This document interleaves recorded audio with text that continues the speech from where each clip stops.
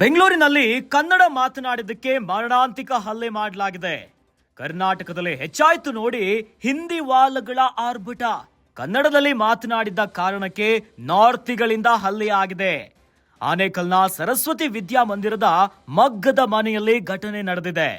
ರುದ್ರಮ layout ವಾಸಿಯಾಗಿರುವಂತಹ ಶಿವಲಿಂಗ ಹಲ್ಲೆ ಒಳಗಾಗಿರುವಂತಹ ವ್ಯಕ್ತಿ ಉತ್ತರ ಪ್ರದೇಶದ ಮೂಲದ ಮೂವರಿಂದ ಮರಣಾಂತಿಕ ಹಲ್ಲೆಯನ್ನ ನಡೆಸಿದ್ದಾರೆ. ಮನು ಅನ್ಸಾರಿ ಮತ್ತೊಬ್ಬ ಕಿಡಿಗೇಡಿಯಿಂದ ಇಂಥದ್ದೊಂದು ಘಟನೆಯನ್ನ ಮಾಡಿದ್ದಾರೆ. ಐವಿ ಕೃಷ್ಣಮೂರ್ತಿ ಎಂಬುವರ ಒಡೆತನದ ಈ ಮಗ್ಗದ ಮನೆ ಸುಮಾರು 9 ವರ್ಷಗಳಿಂದ ಕೆಲಸವನ್ನ ಮಾಡ್ತಿದ್ದ ಹಲ್ಲೆಗೊಳಗಾಗಿರುವಂತಹ ವ್ಯಕ್ತಿ ಶಿವಲಿಂಗ. ಕೆಲ ತಿಂಗಳ ಹಿಂದೆ ಉತ್ತರ ಭಾರತದಿಂದ ಕೆಲಸವನ್ನ ಹುಡ್ಕೊಂಡು ಈ 3 ಜನ ಕೆಲಸಕ್ಕೆ ಬರ್ತಾರೆ. ಉತ್ತರ ಪ್ರದೇಶದಿಂದ ಬೆಂಗಳೂರಿಗೆ ಬಂದಿದ್ದಂತಹ ಈ ಮೂವರು ಬಂದಾಗಿನಿಂದಲೂ ಭಾಷೆಯ ವಿಚಾರಕ್ಕೆ ಶಿವಲಿಂಗ ಜೊತೆ ಕಿರಿಕನ್ನ ಮಾಡ್ತಾ ಇದ್ರು. ಇಂದು ಬೇಕಂತಲೇ ಕಿರಿಕನ್ನ ಮಾಡಿ ಶಿವಲಿಂಗ ಮೇಲೆ ಅಟ್ಯಾಕ್ ಅನ್ನ ಮಾಡಿದ್ದಾರೆ. ಶಿವಲಿಂಗ ತಲೆಗೆ ರಾಡ್ ನಿಂದ ಹಲ್ಲೆಯನ್ನ ನಡೆಸಿದ್ದಾರೆ ಹಿಂದಿವಾಲಗಳು. ಅದೃಷ್ಟವಶಾತ್ ಎನ್ನುವಂತೆ ಪ್ರಾಣಾಪಾಯದಿಂದ ಪಾರಾಗಿದ್ದಾನೆ ಶಿವಲಿಂಗ. ಆನೇಕಲ್ ಪೊಲೀಸ್ ಠಾಣೆಯಲ್ಲಿ ಪ್ರಕರಣ ಈಗ ದಾಖಲಾಗಿದೆ. ಕರ್ನಾಟಕದಲ್ಲಿ ಕನ್ನಡ ಮಾತನಾಡಿದ್ರೆ ಆಪತ್ತು ಅನ್ನುವಂತಹ ಪರಿಸ್ಥಿತಿ ಈಗ ಶುರು ಆಗಿಬಿಟ್ಟಿದೆ. ದಿನದಿಂದ ದಿನಕ್ಕೆ ವಲಸಿಗರ ದಾಂಧಲೆ ಅಟ್ಟಹಾಸ ಜಾಸ್ತಿ ಆಗ್ತಾ ಇದ್ರೆ ಇವೆಲ್ಲದರ ನಡುವೆ ಕನ್ನಡದಲ್ಲಿ ಮಾತನಾಡಿದ್ದವನ ಮೇಲೆ ಮಾರಣಾಂತಿಕ ಹಲ್ಲೆಯನ್ನ ಮಾಡಿಸಿದ್ದಾರೆ ಈ ಒಂದು ನಾರ್ತಿಗಳು. ಕನ್ನಡದಲ್ಲಿ ಮಾತನಾಡಿದ ವಿಚಾರವನ್ನೇ ಕಿರಿಕ್ ಮಾಡಿ ಶಿವಲಿಂಗ ಎನ್ನುವನ ಮೇಲೆ ಮಾರಣಾಂತಿಕ ಹಲ್ಲೆಯನ್ನ ಮಾಡಿದ್ದಾರೆ ಉತ್ತರ ಪ್ರದೇಶದ ಮೂವರು. ಆನೇಕಲ್ನ ಸರಸ್ವತಿ ವಿದ್ಯಾಮಂದಿರ ಮಗ್ಗದ ಮನೆಯಲ್ಲಿ ಇಂಥದ್ದೊಂದು ಗಲಾಟೆಯಾಗಿದೆ. ಕನ್ನಡದಲ್ಲಿ ಮಾತನಾಡಿದ್ದ ಅನ್ನುವಂಥ ಅದೇ ಕಾರಣಕ್ಕೆ ನಾರ್ತಿಗಳಿಂದ ಹಲ್ಲೆ ಆಗಿರುವಂಥದ್ದು. ರುದ್ರಮ ಲೇಔಟ್ ವಾಸಿ ಆಗಿರುವಂತಹ ಶಿವಲಿಂಗ ಹಲ್ಲೆಗೆ ಒಳಗಾಗಿರುವಂತಹ ವ್ಯಕ್ತಿ.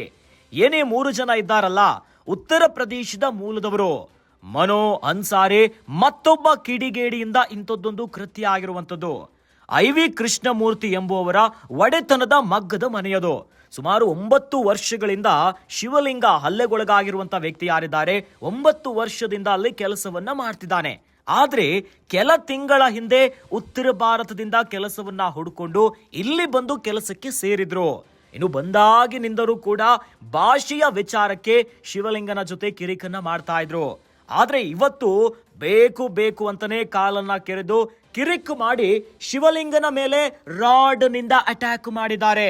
ಆದ್ರೆ ಅದೃಷ್ಟವಶಾತ್ ಎನ್ನುವಂತೆ ಪ್ರಾಣಾಪಾಯದಿಂದ ಈಗ ಪಾರಾಗಿದ್ದಾರೆ.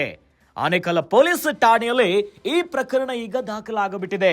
ಈ ಮೂಲಕ ಕರ್ನಾಟಕದಲ್ಲಿ ಕನ್ನಡಿಗರಿಗೆ ರಕ್ಷಣೆ ಇಲ್ಲವೇ ಇಲ್ಲ ಅನ್ನುವಂಥದ್ದು ಮತ್ತೆ ಸಾಬೀತಾಗ್ತಿದೆ.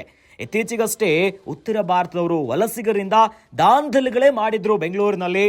ಅದರ ಮುಂದುವರೆದ ಭಾಗ ಎನ್ನುವಂತೆ ಖಾಸಗಿ ಕಂಪನಿಯಲ್ಲಿ ಬೆಂಗಳೂರಿನ ಖಾಸಗಿ ಕಂಪನಿಯಲ್ಲಿ ಕನ್ನಡ ಮಾತಾಡ್ತೀನಿ ಹಿಂದಿ ಬರಲ್ಲ ಅನ್ನುವಂಥ ಒಂದೇ ಒಂದು ಕಾರಣಕ್ಕೆ ಕೆಲಸದಿಂದ ಗೆಟ್ ಔಟ್ ಅಂತ ಹೇಳಿ ಕೆಲಸದಿಂದ ವಜಾ ಮಾಡಿದ್ರು.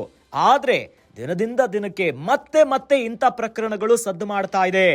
ಬೆಂಗಳೂರಿನಲ್ಲಿ ಕನ್ನಡ ಮಾತನಾಡ್ತಾನೆ ಅಂತಾನೆ ಕಾಲು ಕೆರೆದು ಉತ್ತರ ಪ್ರದೇಶದ ಮೂವರು ಮರಣಾಂತಿಕ ಹಲ್ಲೆಯನ್ನ ಮಾಡಿದ್ದಾರೆ. ಈ ಪ್ರಕರಣ ಈಗ ಆನೇಕಲ್ ಪೊಲೀಸ್ ಠಾಣೆಯಲ್ಲಿ ದಾಖಲಾಗಿದೆ. ಅದರಲ್ಲಿ ಅವರು ನಮಗೆ ಹಿಂದಿ ಭಾಷೆ ಬರಲ್ಲ, ಅವ್ರಿಗೆ ನಮ್ಮ ಕನ್ನಡ ಬರಲ್ಲ. ಅದಕ್ಕೆ ಇವಾಗ ಅವ್ರನ್ನ ನೀವು ಏನೇ ಇದು ಮಾಡಿದ್ರು ಹಿಂದಿ ಮೈ ಬೋಲು ಅಂದ್ಕೊಂಬರ್ತಾರೆ. ನಮ್ಗೆ ಹಿಂದಿ ಬರಲ್ಲ. ಅದಕ್ಕೆ ನಮಗೆ ನೀವು ಕರ್ನಾಟಕದಲ್ಲಿ ಬಂದು ಇಲ್ಲಿ ಇರೋದು ನೀವು ಕನ್ನಡ ಮಾತಾಡ್ರೋ ಅನ್ನೋದು ತಪ್ಪ. ಆ ಮಾತಕ್ಕೆ ಇಷ್ಟು ಬಂದು ಅವ್ರು ಆವಾಗಿಂದ ಇದು ಮಾಡ್ಕೊಂಬಂದು ಇವತ್ತು ಸ್ಕೆಚ್ ಹಾಕಿ ಇಷ್ಟ ಆಗಿ ಹೊಡೆದಿದ್ದು. ಎಷ್ಟು ದಿನದಿಂದ ಗಲಾಟೆ ನಡೀತಿತ್ತು? ಇದು ಒಂದು ವಾರದಿಂದ ಇದು ಮಾಡ್ತಾ ಇದ್ರು. ಆದರೂ ಅವ್ರಿಗೆ ಈ ಲೋಕಲ್ ಅನ್ನೋರು ಇರಬಾರ್ದು. ಅಂದ್ರೆ ಅವ್ರ ಭಾಷೆಯಲ್ಲಿ ಅವರು ಬೈತಾ ಇರ್ತಾರೆ, ನಮ್ಗೆ ಅರ್ಥ ಆಗಲ್ಲ. ಇವತ್ತು ಗಲಾಟೆ ಹೆಂಗೆ ಶುರು ಆಯ್ತು? ಇವತ್ತು ಕರೆಂಟ್ ಹೋಗಿತ್ತು, ಹೋಗಿ ನಾನು ಆಚೆ ಹೊರಗಡೆ ಬಂದೆ. ಕಾಲ ಅಡ್ಡ ಇದು ಮಾಡಿದ್ರು. ಸರಿ ಕಾಲ ಅಡ್ಡ ಕೊಡ್ತೀಯಾ ಅಂತ ಅಂದ್ಬಿಟ್ಟು ನಾನು ಸುಮ್ಮನೆ ಹಿಂಗೆ ತಳ್ಳಿದ ತಕ್ಷಣ ಮೂವರು ಬಂದು ಅಟ್ಯಾಕ್ ಮಾಡಿ ಏನೇನು ಹೊಡೆದ್ರು? ಮತ್ತೆ ರಾಡು ಲಾಳಿ. ಎಲ್ಲೆಲ್ಲಿ ಲೇಟ್ ಆಗಿಲ್ಲ?